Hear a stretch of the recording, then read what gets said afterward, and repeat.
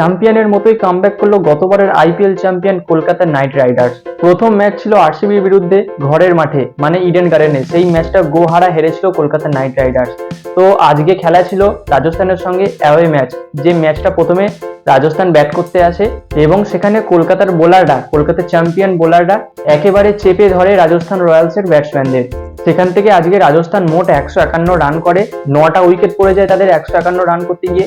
সেখানে বরুণ চক্রবর্তী অসাধারণ বল করে এবং সঙ্গে হর্ষিত রানা এবং বৈভব অরোরা, এই প্লেয়ারটার কথা ভুলে গেলেও চলবে না। বৈভব অরোরাও কিন্তু দারুণ বল করেছে এবং আজকে ইম্প্যাক্ট প্লেয়ার হিসেবে খেলেছে আঙ্ক্রিস রঘুবংশী এবং বরুণ চক্রবর্তী।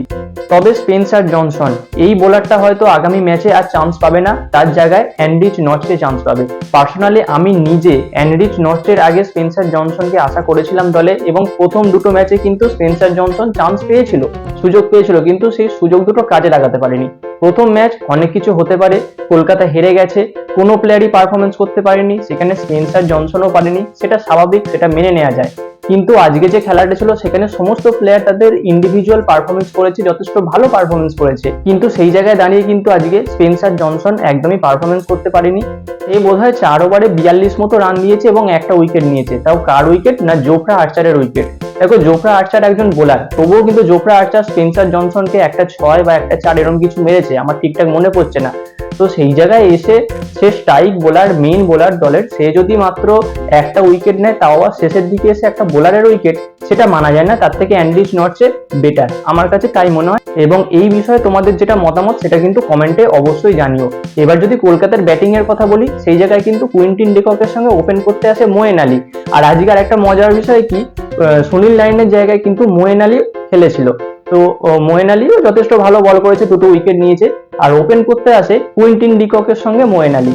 অনেকেও আশা করেছিল হয়তো আজিঙ্ক্য রাহানে আসবে, অনেকেও আশা করেছিল আঙ্ক্রিস রঘুবংশী আসবে, ভেঙ্কটেশ আইয়ারও আসতে পারতো, কিন্তু সেই জায়গায় আসে মোয়েন আলী। তবে মোয়েন আলী কিন্তু প্রথম থেকে যথেষ্ট স্ট্রাগল করছিল, প্রথম 6টা বল তো সে রানই পায়নি, 0 রান করে, 2টো ওয়াইডে রান দিয়েছিল জোফরা আর্চার, কিন্তু প্রথম ওভারে মোয়েন আলী কোনো রান পায় না। তবে কুইন্টিন ডিকক কিন্তু দায়িত্ব নিয়ে একটা ইনিংস খেলে, সেঞ্চুরি করতে পারতো কুইন্টিন ডিকক, কিন্তু শেষ পর্যন্ত মানে কি বলবো, জোফরা আর্চারের একটা নিচু মন মানসিকতার পরিচয় দেখা গেল। যখন জোফরা আর্চার বল করতে আসে 18 বলে 17 রান করতে হতো, আর কুইন্টিন ডিককের সেঞ্চুরি করতে গেলে দরকার ছিল 18 রান। তো সেখানে যখন প্রথম 2টো বলে 6 আর 4 মেরে দেয়, তখন জোফরা আর্চার দেখি 2টো বল ইচ্ছা করে ওয়াইড করে দিল, একটা অফ স্টাম্পের বাইরে, একটা লেগ স্টাম্পের বাইরে। আর্চার কিন্তু এরকম বল কখনো করে না।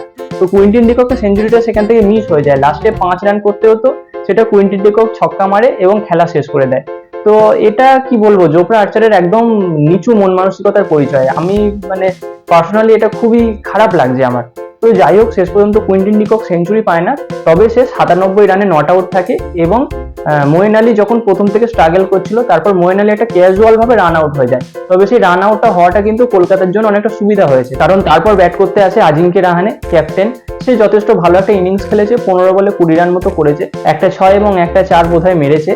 তো শেষ পর্যন্ত হাসাডাঙ্গার বলে সে ক্যাজুয়াল একটা শট মারতে যায় এবং সে শেষ পর্যন্ত ক্যাচ আউট হয়ে যায়। তারপর ব্যাট করতে আসে ইম্প্যাক্ট প্লেয়ার হিসাবে আঙ্ক্রিস রঘুবংশী। রঘুবংশী কিন্তু যথেষ্ট ভালো ইনিংস খেলেছে, যে ইনিংসটা খেলেছে সেই ইনিংসটা তারিফ করতে হবে। কুইন্টিন ডিককের সঙ্গে সে সমান পাল্লা দিয়ে খেলে গেছে, কুইন্টিন ডিককের সঙ্গে স্ট্রাইক রোটেট করেছে, বেশ একটা ম্যাচুরিটির প্রমাণ দিয়েছে। দেখে মনে হচ্ছে, খেলা দেখে মনে হচ্ছিল একজন ম্যাচিওর প্লেয়ার খেলছে, অনেকটা শুভমান গিল টাইপের খেলা দেখে মনে হলো। তো আঙ্ক্রিস রঘুবংশী অবশ্যই একটা উদীয়মান প্লেয়ার, দেখা যাক। গত বছরে তো তাকে নেওয়া হয়েছে এবং তৈরি করছে কেকেআর ম্যানেজমেন্ট, কেকেআর টিম। এই বছরে প্রথম থেকে সুযোগ পাচ্ছে এবং পরবর্তীতে আঙ্ক্রিস রঘুবংশী কতটা পারফরমেন্স ভালো করতে পারে এবং নিজেকে কতটা মেলে ধরতে পারে, এইটাই এখন দেখার বিষয়।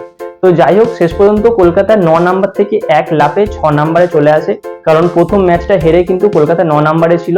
তো সেখান থেকে দ্বিতীয় ম্যাচটা জিতলো এবং পয়েন্টস টেবিলে 6 নাম্বার পজিশনে উঠে এলো, এবং সবার শেষে থেকে গেল রাজস্থান রয়্যালস, সে 10 নাম্বারে ছিল, 10 নাম্বারই থেকে গেল।